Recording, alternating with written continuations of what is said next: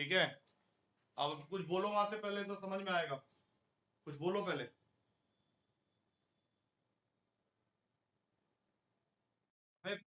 हाँ आवाज आ रही है ना? हाँ चलो ठीक है, स्टार्ट करो। डेली टेस्ट पेपर 12 का पहले डाउट लेंगे। ठीक है, स्टार्ट करो उसका पहला क्वेश्चन।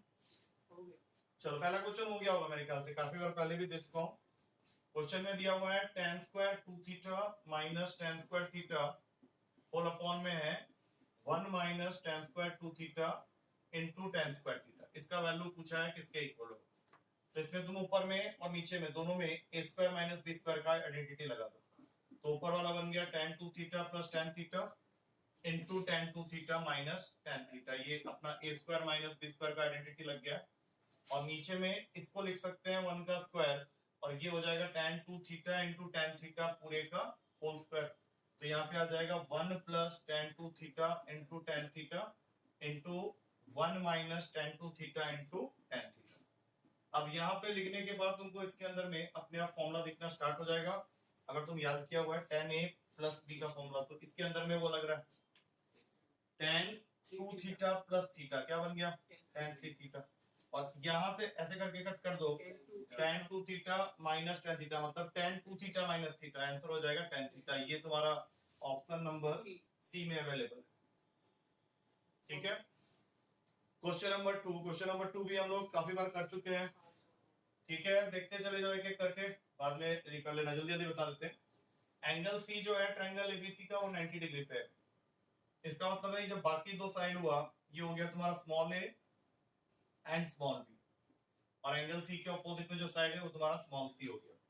अब तुमको फाइंड करना है क्वेश्चन में tan a plus tan b का वैल्यू।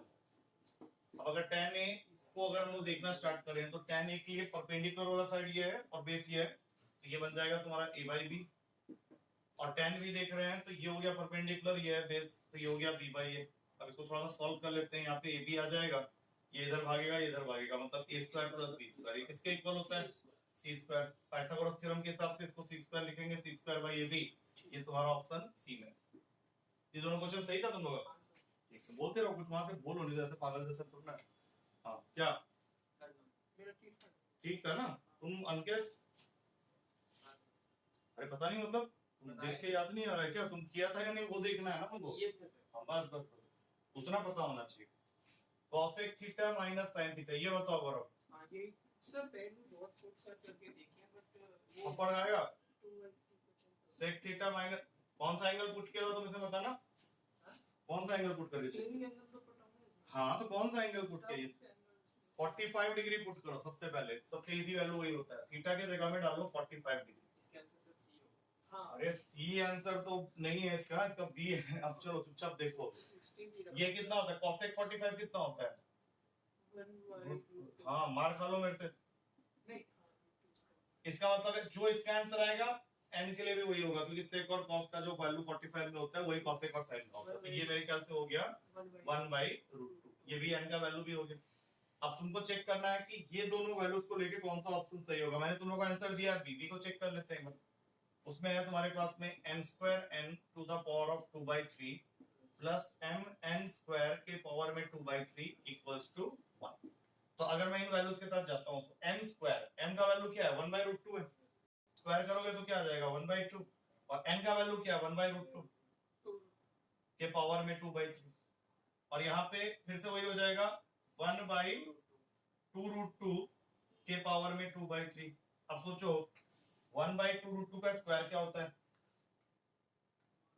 अरे इस पूरे को तुम क्या लिख सकता है, इसको तुम लिखेगा 1/2√2 का स्क्वायर पूरे का क्यूब रूट, आया ना? हाँ तो 1/8 का क्यूब रूट 1/2। इससे भी सेम वैल्यू आएगा 1/2, दोनों हाफ जुड़ गए, क्या बना 1 आंसर। अब तो किस तरीके से कर रहा था वो तुम लोगों को पता है। 45 ना रख के सब कुछ रख के 45 देखो 0-90 से जब बात नहीं बनता है ना तो गो फॉर 45। 30-60 से कुछ होना नहीं, क्योंकि सब एंगल सब डिफरेंट वैल्यू। 2√3 देखो ऐसा नहीं उससे आएगा नहीं, लेकिन उसका कैलकुलेशन ज्यादा हो जाएगा, तो बस ठीक है उसको छोड़ो। फिर question number 4।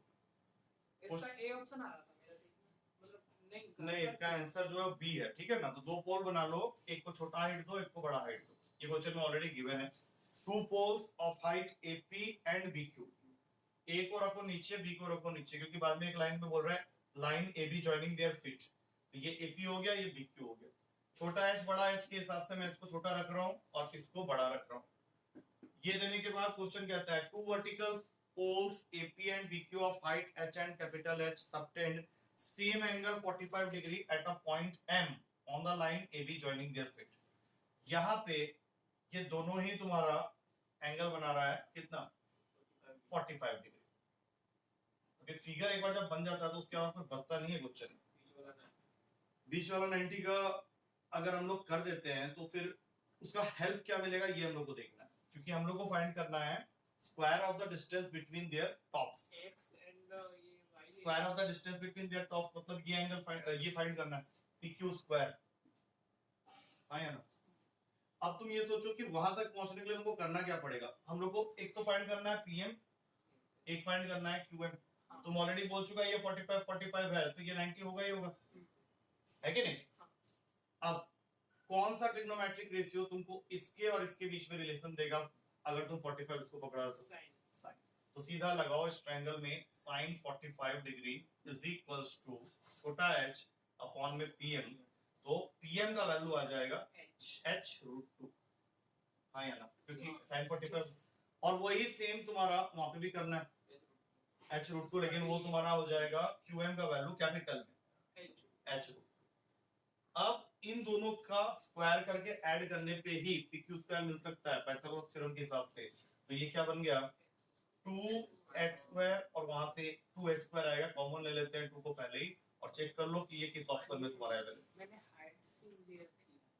B is the answer 2h square. Height same रहेगा। हां कौन बोला बट था? इसमें दे रखी है थोड़ी है कि सेम है या हाँ, तो जब छोटा h कैपिटल h लिख दिया तो अपने आप ही पता चल जाता है सेम नहीं है, और जब तक क्वेश्चन सेम ना बोले अपने तुम सेम कैसे ले इसी सकते हैं। वजह से मेरा ए आया। हाँ, इसलिए ये आया था और उसने रखा भी है ऑप्शन को।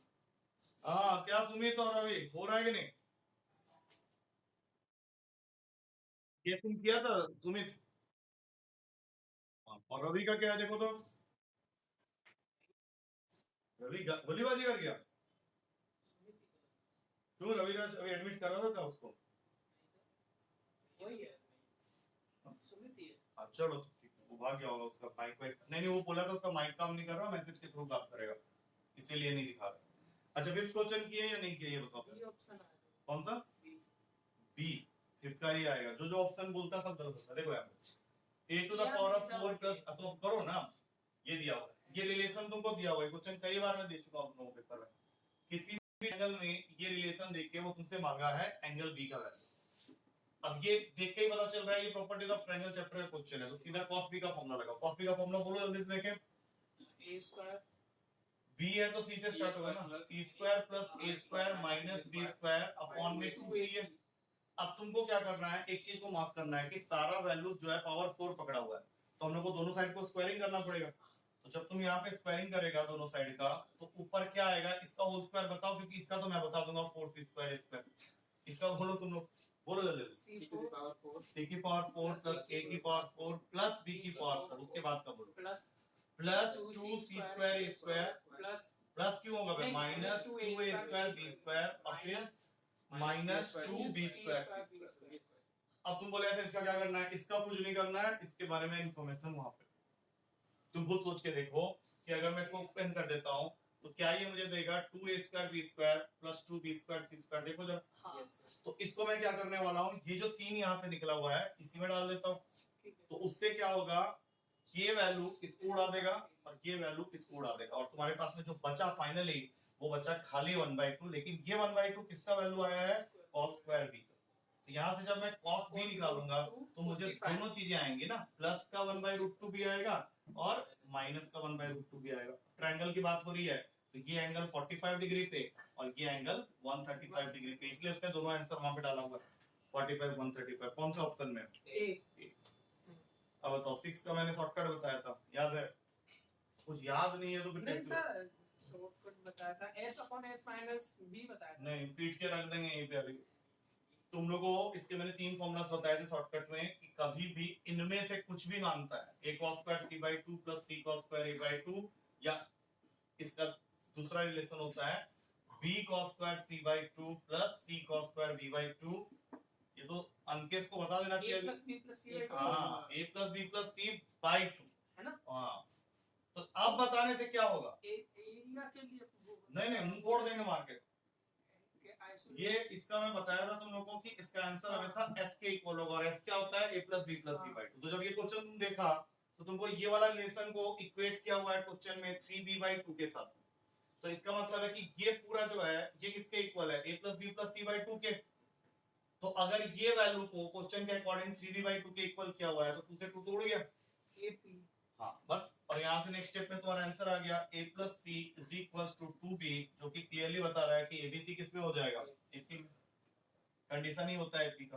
समझ में आ गया होगा अब आ जाओ सातवें क्वेश्चन में सातवां बोलो इधर छुप के बैठा हुआ है बोल रहा है करो करो मुझे ढूंढ के दिखाओ हाँ 4 sin inverse x plus cos inverse x का वैल्यू दिया हुआ है पाई तुमको x का वैल्यू फाइंड करना है क्या करोगे जल्दी जल्दी बताओ cos इनवर्स x की pi by 2 minus sin inverse x एक तो वो कर सकते हो या फिर एक काम और कर सकते हो कि इसको तोड़ के लिख लो 3 sin inverse x plus sin inverse x plus cos inverse x क्योंकि बड़ा वैल्यू को हम लोग हमेशा तोड़ देते हैं तो ये यहाँ से लेके यहाँ तक क्या दे देगा पाई बाई 2 अब 3 sin इनवर्स x और वो जो पाई बाई 2 तुम बोला उसको उधर फेंक दो तो वहां जाके पाई बाई 2 ही हो जाएगा तो sin इनवर्स x का वैल्यू हो गया पाई बाई 6 और x क्या हो गया यहाँ से sin का पाई बाई 6 और sin का पाई बाई 6 क्या होता है 1 बाई 2 होता है कहानी खत्म हो गया है अब आ जाओ सीधा 8 नंबर कौन है बे देखो तो सामने ही तो है क्या हुआ कुछ कट गया था क्या ठीक तो आ रहा है आज बढ़िया से आ रहा है नहीं तो हर दिन क्या होता है उसका लाइट इधर उधर होते रहता है तो लाइट को देखते रहना उसका हो रहा है थोड़ा थोड़ा हाँ वो जो हाँ फ्लिकरिंग जिसको बोलते हैं उसके लिए ना फिर अलग खेल खेलना मैं आता हूँ तो थोड़ा नहीं होता है अरे तुम नहीं आते क्या बोलता है अब नहीं होता है हाँ वो हमको तुमसे प्यार करता है कौन है वो आपका लाइट आपको ऊपर जाता है ना तो रिफ्लेक्ट करता है अच्छा उसका उसका तरीका अलग है उसके अंदर जाके सेटिंग्स में चेंज करना पड़ेगा उसका एफपीएस को ब्लैक टी-शर्ट पहन के ब्लैक टी-शर्ट पहनने से क्या होगा छोड़ो ना वो सब हाँ तुम क्या बोल रहे हो क्या नहीं समझ में आया अरे देखो 4 sin इनवर्स x को तोड़ के लिख लो 3 sin inverse x plus sin inverse x लिख सकते हैं हाँ sin inverse x plus cos inverse x pi by 2 होता है अब वो पाई बाई 2 उधर पे आ गया तो पाई माइनस पाई बाई 2 हो गया पाई बाई 2 अब 3 sin inverse x pi by 2 के इक्वल है sin inverse x pi by 6 है x का वैल्यू sin पाई बाई 6 है वैल्यू 1 बाई 2 कहानी खत्म हाँ या ना हाँ ठीक eight question cos inverse 3 by 5 ये तो हो जाना चाहिए जीरो हो गया minus sin inverse 4 by 5 is equals to cos inverse x तुमको x का वैल्यू फाइंड करना बोलो कैसे करेंगे cos इनवर्स इसको चेंज कर लें क्या cos इनवर्स हाँ उसको चेंज करोगे तो 3 by 5 ही आएगा क्योंकि ट्रायंगल बनाओगे यहाँ पे तो ये थीटा 4 हो गया और ये 5 हो गया तो ये 3 आना ही है तो इसका इक्विवेलेंट जो cos इनवर्स में बनेगा वो 3 by 5 ही बनेगा और ये ऑलरेडी तुम्हारा cos इनवर्स 3 by 5 ही है अब ये दोनों तो उड़ा दिएंगे यहाँ से 0 is equals to cos inverse x आ गया तो x का वैल्यू क्या हो जाएगा cos 0 और cos 0 क्या होता है 1 1 को टिक मारना है ऑप्शन में 0 क्या बोल रहा था मुंह खोले मैं उसका बोल रहा था ठीक है नाइन्थ क्वेश्चन हां ये भी हो गया नाइन्थ क्वेश्चन में क्या दिया हुआ है कि एक लाइन का इक्वेशन फाइंड करना है जो कि पास कर रहा है मतलब पासिंग पॉइंट दे दिया है 2,3 और साथ में क्या दिया है कि यही सेम लाइन परपेंडिकुलर है यही सेम लाइन मतलब हो सकता है ऐसा हो कुछ ऐसा सिचुएशन ये पॉइंट से पास कर रहा है और जिसके साथ में परपेंडिकुलर है वो दो पॉइंट्स को ज्वाइन कर रहा है -5,6 एंड -6,5 क्या करेंगे बोलो परपेंडिकुलर तो पहले ही बोल दिया ये इसके एम निकाल देते हैं उससे इसका एम बताओ स्लोप ऑफ एबी क्या होगा 1 स्लोप ऑफ एबी हो गया 5 - 6 अपॉन -6 + 5 हाँ काट कूट के 1 आया तो पीएम जिसको परपेंडिकुलर बोल रहे हैं उसका स्लोप क्या हो जाएगा -1 और ये जानने के बाद और साथ में पॉइंट ऑफ कांटेक्ट जानने के बाद अपने पास में जो फार्मूला है पॉइंट स्लोप फॉर्म उसके हिसाब से y - y1 मतलब 3 -1 x - 2 अब इसको सॉल्व कर लेते हैं ऑप्शन में जो भी आंसर है देख लेंगे -x + 2 खींच के यहाँ ले आओ x + y - 5 = 0 है क्या ऑप्शन में है सर कौन सा ऑप्शन में है ये डी ऑप्शन में बिल्कुल सही 10th क्वेश्चन अगर ट्रायंगल के साइड्स का मिड पॉइंट देके सेंट्रोइड का कोऑर्डिनेट मांगे ये तो समझ नहीं अरे कैसा बात करता है देखो एक ट्रायंगल दिए इसमें बस चुप ट्रायंगल बना लिया इसका मिड पॉइंट पकड़ लो मिड पॉइंट इसका डी ले लो इसका ई ले लो, इसका इसका एफ ले लो। तुमको मिड पॉइंट का कोऑर्डिनेट दे दिया, ये है तुम्हारा 4,2, ये है तुम्हारा 3,3, इसको मान लो तुम्हारा 2,2। अब बताओ सेंट्रॉइड का कोऑर्डिनेट निकालने के लिए तुम्हारे पास में वर्टेक्स पॉइंट का कोऑर्डिनेट होना चाहिए।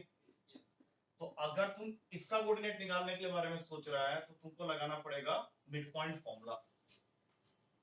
उससे क्या होगा, अभी थोड़ा सा लंबाई पकड़ रहा है लेकिन बाद में हो सकता है यहाँ से एक शॉर्टकट निकल के आ जाए। तो इसका जो मिड पॉइंट फॉर्मूला लगेगा उसके हिसाब से x1 + x2 अपॉन 2 4 के इक्वल 8 कर लो, x2 + x3 अपॉन 2 3 करने के इक्वल 6 के इक्वल कर लो। आ रहा है समझ में? अच्छा और फिर x3 + x1 अपॉन 2 करने के बजाय वहां पे सीधा 4 के इक्वल कर लो। ये 3 सेट बन गया। अब यहां से अगर मुझे x1 x2 x3 निकालना है तो मुझे क्या करना है, तीनों को ऐड कर देना। नहीं बोल रहा, तीनों को ऐड करोगे तो क्या यहाँ पे 2 टाइम्स आ जाएगा और वो सब पहले ऐड होके 18 बन रहा है तो 9 हो गया। अब सोचो x1 + x2 8 है और x1 + x2 + x3 9 है, तो ये तो 1 हुआ। हाँ, x1 + x2 8 है और अभी तुम बोला x1 + x2 + x3 9 है तो x3 1 हो गया। अब तुम लोग बाकी अपने आप बताओ, x2 + x3 6 है तो x1 क्या होगा? 3। बहुत बढ़िया। और फिर उसी तरीके से h2 5। पहले तो चेक कर लो कि जब हम लोग को निकालना है सेंट्रॉइड का x कोऑर्डिनेट तो वो होता है 5 + 3 + 1 अपॉन में 3। कितना आ रहा है?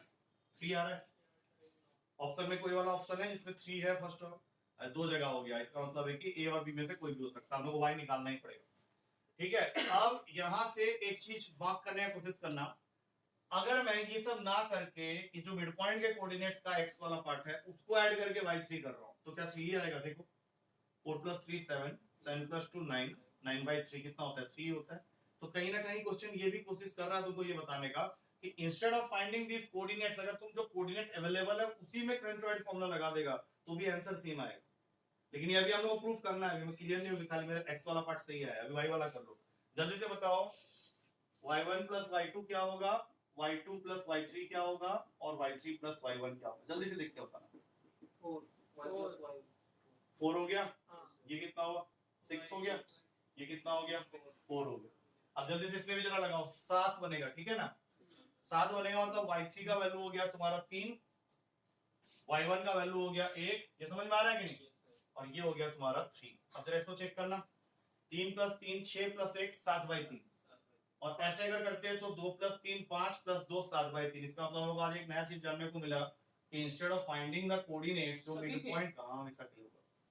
एक्चुअली मुझे पता था लेकिन मैं क्वेश्चन से वेरीफाई कर रहा था कि सही आ रहा है कि नहीं। अब आ गया है तो इसको एक फॉर्मूला बना लेंगे कि अगर मिड पॉइंट्स का तुमको दिया हुआ है कोऑर्डिनेट तो उससे जो आंसर आएगा और जो मेन कोऑर्डिनेट निकाल के वर्टेक्स पॉइंट का जो तुम सेंट्रॉइड निकालोगे दोनों आंसर हमेशा सेम होगा। तो ऐसे तो समझ में आ रहा था पर शायद तो कोई बात नहीं ना, हम लोग डबल वेरीफाई कर लिए, क्या दिक्कत है? बढ़िया है ना, फॉर्मूला डिराइव करके अगर जानते हो तो ज्यादा अच्छा होता है। 11 number question, equation of the circle passing through origin. Obvious सी बात है, ओरिजिन से अगर सर्कल को पास करा दोगे तो तुम्हारा जो सी वाला पार्ट होता है सर्कल का वो गायब हो जाएगा। तो ये इक्वेशन तुमको ऑलरेडी दे दिया है जो कि ओरिजिन से पास कर रहा है और वो तुमको बोल रहा है कि equation of one of its diameter, इसके डायमीटर का इक्वेशन इनमें से कौन सा हो सकता है? बताओ इसमें क्या करने पे हम लोग को जल्दी से आंसर मिल जाएगा। सुमित बताओ वहां से। हाँ बिल्कुल सही, क्योंकि डायमीटर अगर है तो सेंटर से होके जाएगा। डायमीटर का काम क्या होता है? ये सेंटर से पास होता है। अब सेंटर का कोऑर्डिनेट सर्कल की इक्वेशन से कैसे निकालते हैं? 3, यस, क्योंकि हमारे पास में फॉर्मूला होता है -g -s, मतलब x के साइड में जो भी नंबर है उसका आधा करना है, साइन चेंज करना है। तो 3, -1। अब देखो इनमें से कौन सा ऑप्शन 3, -1 को सेटिस्फाई कर रहा है? ऑब्वियसली बी और सी तो नहीं हो सकते। ए को देख लो, चेक कर लो, बिल्कुल सही है, डी नहीं हो सकता। सही कहा। आ गया समझ में? सेंटर को तो हाँ नहीं बोल रहा है, इसको तुमको सर्कल अभी तुम पढ़ा नहीं है क्या? मार खाएगा। x² + y² आधी क्लास में बोल रहे +2gx + 2f5 + c = 0। ये होता है सर्कल का सेकंड डिग्री इक्वेशन। बोलो रे भाई, इसके अंदर में सेंटर क्या होता है? सेंटर क्या होता है? Minus -g -s। तो जब तुम कोई भी इक्वेशन देखा इस फॉर्म में, इसका मतलब है ये वाला इक्वेशन इससे कंपैरेबल है। तो 2g की जगह कौन बैठा हुआ है? -6। जबकि मैंने सेंटर क्या बोला? -g, मतलब x के साइड में जो भी नंबर है उसका आधा भी करना है, उसका साइन भी चेंज करना है। तो x का साइड में कौन सा नंबर है -6, उसका आधा कर दो -3 और फिर साइन चेंज कर दो 3, यही लिखा था मैंने। और सेम उसका y कोऑर्डिनेट निकालने के लिए y के साइड वाला नंबर। अच्छा ये हो गया 12। 13 नंबर में आओ। 13 नंबर क्वेश्चन पहले भी मैं एक बार डिस्कस करा ये था। भी हो गया।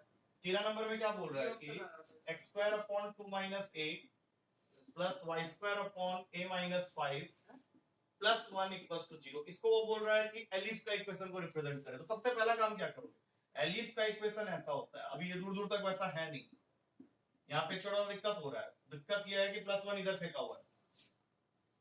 गौरव +1 कहाँ होना चाहिए, इधर, इधर +1 बैठा हुआ है। तो क्या करेंगे, सबसे पहले उधर फेंकेंगे उसको, तो ये उधर जाके क्या बन जाएगा, x² - 2 - a plus y² - a - 5 is equals to -1। लेकिन -1 नहीं चाहिए, +1 चाहिए। तो तुम इसको क्या करेगा, दो तरीका है, इस माइनस को तुम इन दोनों के साथ चिपका दो।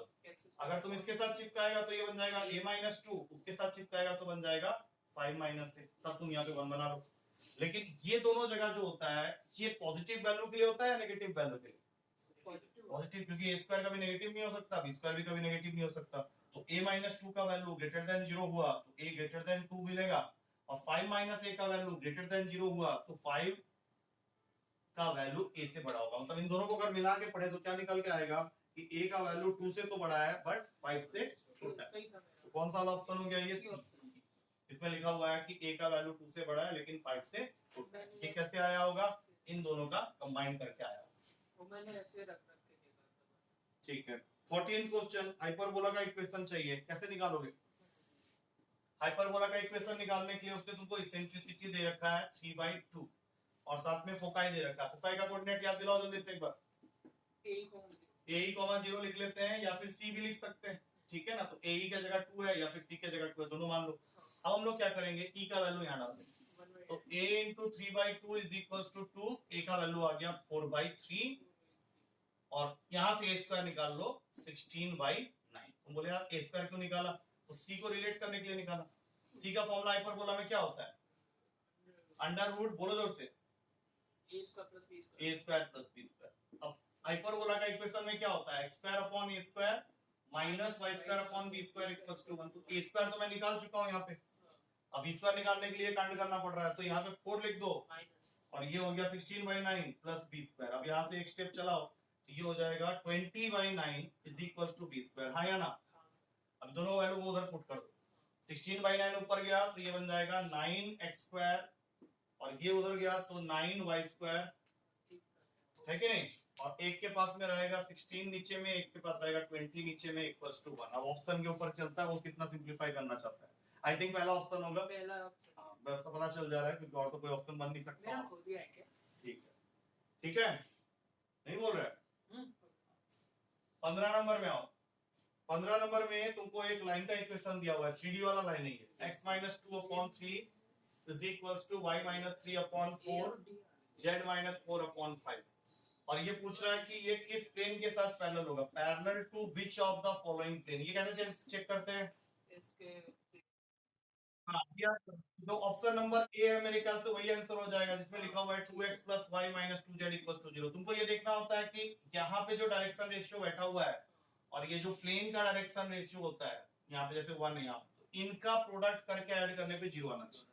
आ रहा है 3 × 2 + 2 × 4 - 5 × 10, इसका आंसर 0 आ रहा है। बाकी कोई भी ऑप्शन चेक करने पे आंसर 0 नहीं आएगा, तो एक को टिक मैंने किया था फिर काट दी।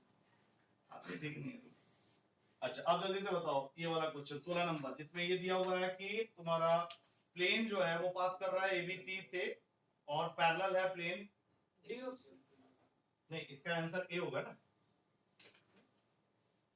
तुम्हारे पास में plane passing through which point है, ABC, ये पासिंग पॉइंट है तुम्हारा, और जिसके साथ में ये पैरेलल बना रहा है वो प्लेन कौन सा है, x + y + z = 0। इसके साथ में वो क्या बना रहा है, पैरेलल बना रहा है।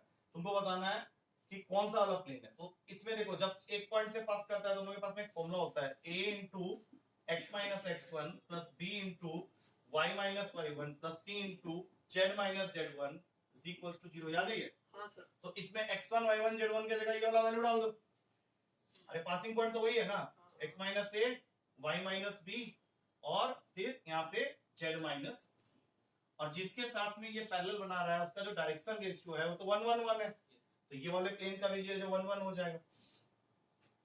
अब इसको जरा खोल लो जल्दी से, x minus a plus y minus b plus z minus c is equals to 0, और फिर नेक्स्ट स्टेप में x plus y plus z is equals to a plus b plus c। ये तुम्हारा मेरे ख्याल से पहला ही ऑप्शन में दिया हुआ है। अच्छा हमने क्या कर दिया? तुम क्या किया तुम्हें को पता है। अब 17 नंबर बताओ। 17 में कुछ 17 में तुम्हारे पास में लिमिट का x टेंड्स टू 1 वाला केस है। सर वहां पे x minus x y minus y1 को स्मॉल या b से भी नोट करते हैं इसको। नहीं नहीं, वो दूसरा चीज होता है। वो जो तुम कह रहे हो वो कब होता है, जैसे एक लाइन सेगमेंट का या एक लाइन का दोनों एंड पॉइंट तुमको दे दिया, x1 y1 z1 पहला एंड पॉइंट है, दूसरा and point x2 y2 z2, तो डायरेक्शन रेशियो अगर तुमको ab का निकालना है x2 माइनस तब हम लोग x2 माइनस x1 जब करते हैं तो उसको स्मॉल a से डिनोट करते हैं, y2 माइनस वो वाला चीज नहीं था ना। तो प्लेन का बात हो रहा था वहां पे। प्लेन का इक्वेशन में क्या होता है, हम लोग ये जो फॉर्मूला लिखते हैं a into x minus x1 plus b into y minus y1 plus c into z minus z1, तो इसमें ये जो x1 y1 z1 होता है ये वो पॉइंट होता है जिसके थ्रू तुम्हारा प्लेन पास कर रहा है, तुमको वहां को पुट करना है, जो कि क्वेश्चन में दिया होता है। 17 नंबर क्वेश्चन में हुआ क्या है कि तुम्हारे पास में एल हॉस्पिटल रूल का क्वेश्चन आ गया। Limit x tends to 1, x plus x square plus x cube, ये पूरा भाग रहा है कहां तक, x की पावर n तक, माइनस हुआ इसके अंदर से n और अपॉन में है x माइनस 1। बोलो 1 पुट करने पे नीचे वाला पार्ट 0 हो जा रहा है। मारो डिफरेंशिएशन, x का x स्क्वायर का 3x स्क्वायर, और ऐसे करते करते करते करते n x के पावर में n माइनस 1, बाकी सब तो गायब हो जाएगा। n का 0, 1 का 0, x का 1, छोड़ दो इसको। अब तुमको लिमिट x टेंड्स टू क्या पुट करना है, 1 पुट करना है। जैसे ही तुम x की जगह 1 डालेगा, सबके जगह डालेगा, ये सारा वैल्यू जो x वाला है वो सब तो 1 1 1 1 होते चले जाएगा, खाली बचेगा 1 plus 2 plus 3 up to n। इसका समेशन सीरीज मालूम है, बस सीधा ऑप्शन में दिख जाएगा n into n plus 1/2, ये तुम्हारा है C option. 18 number question, x tends to infinity वाला केस, उसमें सिर्फ डिग्री कंपैरिजन चलता है। जैसे यहाँ पे limit x tends to infinity है, क्वेश्चन में क्या दिया हुआ है 2 प्लस x पूरे के पावर में 40, उसके बाद है 40 प्लस x पूरे के पावर में 5, और फिर उसके बाद है 2 माइनस x पूरे के पावर में 45। सब कुछ छोड़ो, खाली बताओ यहाँ से जो x का मैक्सिमम पावर निकलेगा क्या वो 40 होगा, यहाँ से जो x का मैक्सिमम पावर निकलेगा वो 5 होगा, और कहीं ना कहीं ये दोनों टर्म मल्टीप्लाई भी होंगे। तो ऊपर वाले में चाहे कितने भी टर्म्स आ जाएं उसमें सबसे मैक्सिमम पावर x का जो निकलेगा वो 45 निकलेगा, और उसका साइड वाला नंबर 1 ही होगा।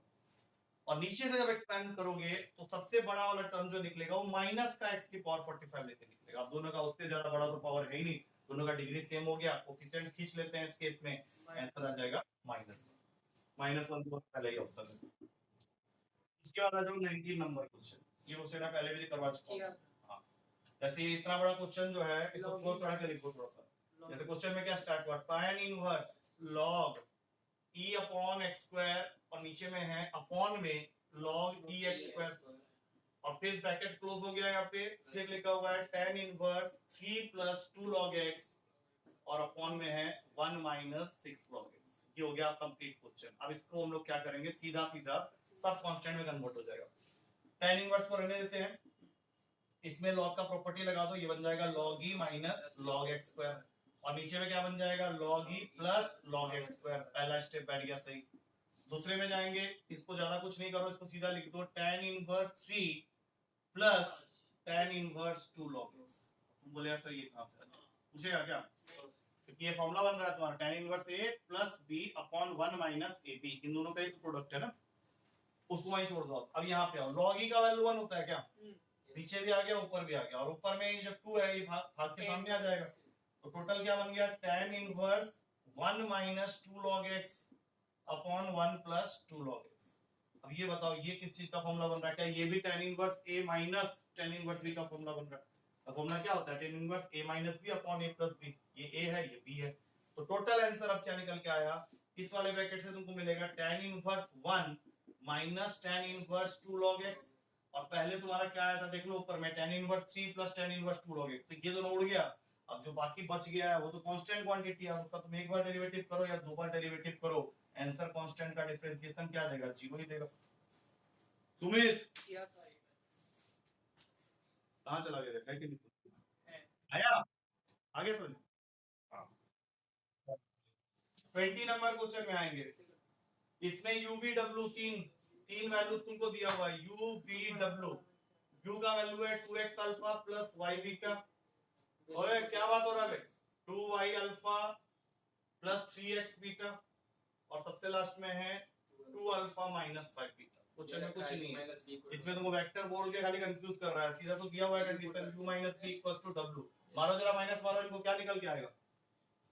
2x माइनस 2y अल्फा और plus y minus 3x beta, और ये किसके साथ इक्वेटेड है? 2 अल्फा माइनस 5 बीटा। दो इक्वेशन रेडी हो गया तुम्हारा। लाइक टर्म्स को कंपेयर कर लो। 2x माइनस 2y इक्वेट हो जाएगा 2 के साथ, और y माइनस 3x इक्वेट हो जाएगा माइनस 5 के साथ। इसके बाद तुम सीधा ऑप्शन खींच लो। ऑप्शन में तुम्हारा पहला ऑप्शन ही मेरे ख्याल से आंसर बन जाएगा, क्योंकि पहले ही ऑप्शन में तुमको x का वैल्यू दे रखा है 2, y का वैल्यू दे रखा है 1। एक बार चेक करो क्या दोनों इक्वेशन सेटिस्फाई हो रहा है? ये 1 माइनस 6, हाँ ठीक है, ये तो हो गया। और इधर डालोगे तो 4 माइनस 2, ये भी हो गया। खत्म कहानी। एक मारो टिक, और कोई ऑप्शन सेटिस्फाई नहीं करता। क्लियर है ये? नहीं, दूसरा वाला रहने दो, अभी ये इतना काफी आज के लिए। दूसरा वाला तो थोड़ा सा बना हुआ, क्यों ना हार्ड नहीं है, क्योंकि उसमें मैक्सिमम क्वेश्चन जो है असाइनमेंट बुकलेट का है। उसमें अगर लगा लेगा 25 में से कम 15 क्वेश्चन असाइनमेंट बुकलेट का लिखा हुआ है। कुछ क्वेश्चन मैंने अलग किया हुआ है, उनको देखो मैं बता देता हूँ कौन कौन सा क्वेश्चन अलग है, उन्हीं को बनाना। असाइनमेंट वाला तो वैसे ही निकल जाएगा। 5 नंबर 6 नंबर ये सब बाहर का है। 5 6 उसके बाद बाकी सब असाइनमेंट बुकलेट का है। पीछे आ जाओ। 13 नंबर, ये बाइनरी नंबर को मैं काउंट नहीं करता। 16 नंबर, उसके बाद 20 number, 21 number, 22 number, 23 number, 24 number, 25 number, और बीच में जितने क्वेश्चन मैंने नहीं पढ़े हैं वो सब के सब असाइनमेंट बुकलेट में कहीं ना कहीं फेंके हुए हैं। तो उनको एक बार करके देख लेना, फिर उसको आगे बढ़ाओ। कौन सा बोलो? कौन सा? 9 के नीचे 10 और 11। 10 तो क्लास में ये असाइनमेंट का क्वेश्चन है, पीछे की तरफ जो है वहां पे देखना। तुमको जो ट्रायंगल दिया हुआ है देखो यहाँ पे 2a sin square c/2 plus 2c sin square a/2, इसका वैल्यू तुमको इक्वेटेड है 2a plus 2c minus 3b। इसके नीचे दो क्वेश्चन बनाया हुआ है। पहला कि इस ट्रायंगल का जो साइड सब है, मतलब ABC, ये किस में होगा? AP में, GP में, HP में। और दूसरा sin A sin B sin C, ये किस में होगा? अब देखो जो तुम्हारा ABC के लिए आंसर आएगा वही sin A sin B sin C का होगा, क्योंकि साइन रूल के हिसाब से ये सब प्रोपोर्शनल होते हैं। तो हम लोग यहाँ से स्टार्ट करते हैं, यहाँ से खींच लो, ट्रिग्नोमेट्री लगाओ। 2 sin स्क्वायर c/2 किसका फॉर्मूला होता है? आदमी है ये पता। 2 sin स्क्वायर c/2 किसका फॉर्मूला होता है? कोस में। हाँ वहां चले जाओ चैप्टर में। नहीं बोल रहा है। 1 माइनस कॉस सी का होता है। अरे भैया ये फॉर्मूला पढ़े हो ना? 1 माइनस कॉस थीटा क्या होता है? 2 sin स्क्वायर थीटा/2। अब तुम वहां पे तुम कुछ भी डाल लो, ए डाल लो, सी डाल लो, तो चेंज हो जाएगा। तो तुम अभी यहाँ देखो क्या लिख रहा है, 2 sin स्क्वायर c/2, मतलब इस पूरे के जगह में तुम लिख सकता है 1 माइनस कॉस सी। हाँ लेकिन ये ए को मत छोड़ देना, ए बाहर में। उसी तरह से यहाँ से काट लो, 2 sin स्क्वायर a/2 किसका फॉर्मूला होगा? 1 माइनस कॉस ए का। तो सी अंदर रहा, 1 माइनस कॉस ए यहाँ भाग गया। अब ब्रैकेट खोल दो एक बार जल्दी से। a minus a cos c plus c minus c cos a, और ये सब किसके इक्वल है? 2a plus 2c minus 3b। अब मुझे एक चीज बताओ, a प्लस c का तो मैं हिसाब किताब कर लूंगा, ये किसी का फॉर्मूला होता है क्या? पता है कुछ? हाँ किसका? Projection formula. हाँ प्रोजेक्शन फॉर्मूला में किसका फॉर्मूला? Minus b। नहीं, सिर्फ b का। माइनस साइन तुम कॉमन लिया होगा, ठीक है, माइनस b कर लो। अब ये क्या बन गया? 2a plus 2c minus 3b is equals to this value. अब क्या से काटा कुटी करो, तुमको नेक्स्ट स्टेप में मिल जाएगा a plus c equals to 2b। अब बताओ ये क्या हुआ? ap। तो ये ap है, दूसरा वाला भी ap। cos का फॉर्मूला, हाँ तो वो लगाना था ना उसमें। और तुम वो दूसरा वाला वो a plus b plus c/2 कब होता है? जब ये cos के s अंडर s। ये तुम क्या बोल रहे हैं? वो तो अलग चीज, उसको मत लगाओ। उसको लगाया सॉल्व करके तुमको बाद में फिर पूछेगा आंसर। कोई नहीं रहा है s स्क्वायर फंस जाएगा। चलो ठीक है, ठीक कोई नहीं, फिर छोड़ दिया। साउंड तो दिए नहीं सर, वो कहां? ऑन कहां? रुक जाओ।